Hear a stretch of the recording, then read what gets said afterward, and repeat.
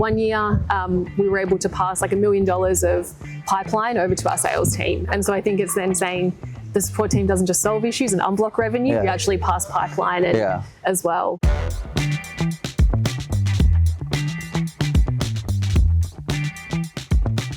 Hello everyone and welcome to Customer-Led Growth, a series where we talk to the best CX and product leaders out there to discuss how they work with their customers, for their customers, with their customers, to build best-in-class products and services.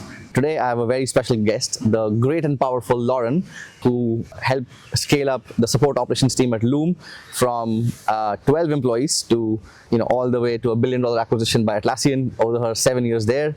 I had a chance to work with Lauren for several years, luckily, because she was an enterprise customer and I've always thought the world of her. So Lauren, thank you for doing this.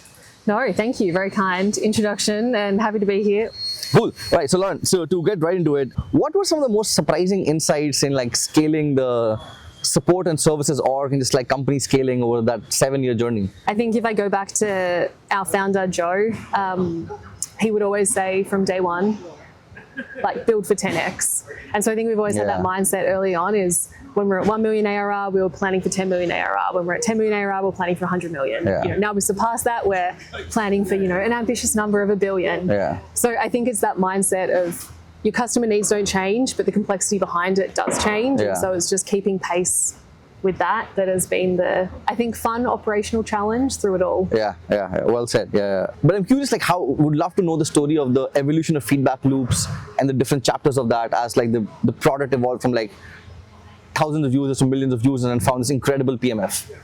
I will always say the best support experience is to never contact support. And that's sort of been our mantra since day one. And I think a big part of that is feeding back what you learn into the product.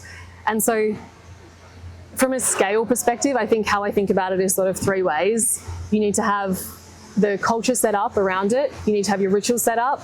And then you need to have your systems and your tooling, which is where products like Interpret come in. But I think speaking about maybe the rituals first. So very early on, support drove the idea of a voice of the customer.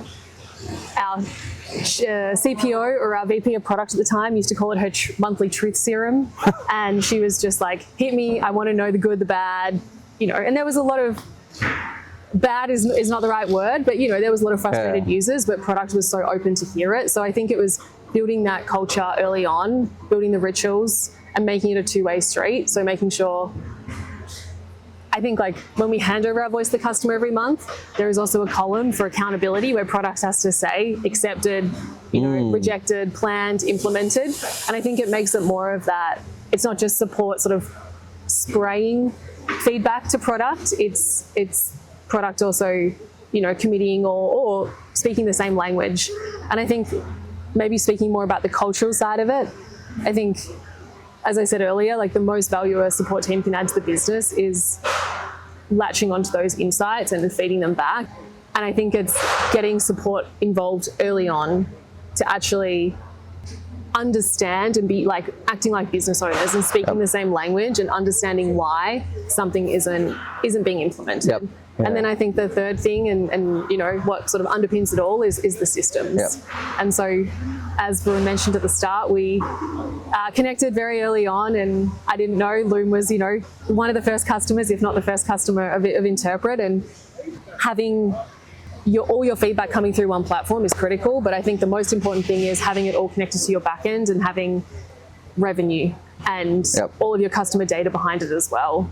You can say to a product team, hey, we've got 100 tickets or 10 tickets, but actually showing the revenue number attached to that is really where the value comes and where you make change in the business. I love the 3 big pillars of culture, rituals, and systems, and I think all 3 are equally important. And even if one of them missing, like it's just like the product feedback loops like never quite like hit the mark. One of the things like I remember from working with you was like the amount of like pipeline and revenue generated by the support team. I would love to hear your thoughts on like how did that happen? Like how did like support driving upsells basically and revenue and pipeline, how did that happen?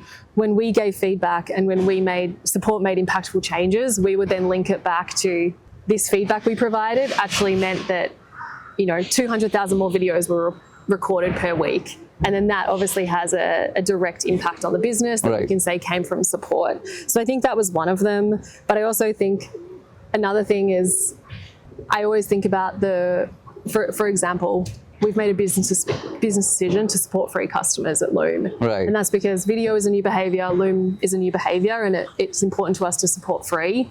When we joined Atlassian, that came under a lot of scrutiny. Like, that's very costly, why are you doing that? And I think what was helpful is I had the data to say, all of our free customers that we support, to use some sort of high level numbers, maybe like under 10% of free customers ever go on to convert to paid. But of the ones that contact support, it was about 65% go on to pay. Wow. So it was very easy to show, well, by supporting them and by investing this money and maybe the support costs this, we can actually turn this into revenue. So I think that was another way that we just showed the return on investment. And 1 year, we were able to pass like $1 million of pipeline over to our sales team. And so I think it's then saying the support team doesn't just solve issues and unblock revenue, you actually pass pipeline as well. Yeah, well said. Yeah, I agree with all of it. You signed up with us like well before ChatGPT happened, like 18 months before even ChatGPT happened. And as you think about like AI and where it's headed, like how do you see like maybe 3 years down the road, what would it mean for a PLG company to serve their customers? Like what will be different? How I think about it is, the generic answer of, we know this, every company has a chatbot or similar, so all of the known issues, 80% of support should be going through AI. Yeah. But what that does, the 20% is elevates it. And I think the thing I haven't seen companies nailing yet, and we are working on it, but I think there's a lot of opportunity here, is more agentic support. And so actually agents who can take actions on behalf of the customer. Right.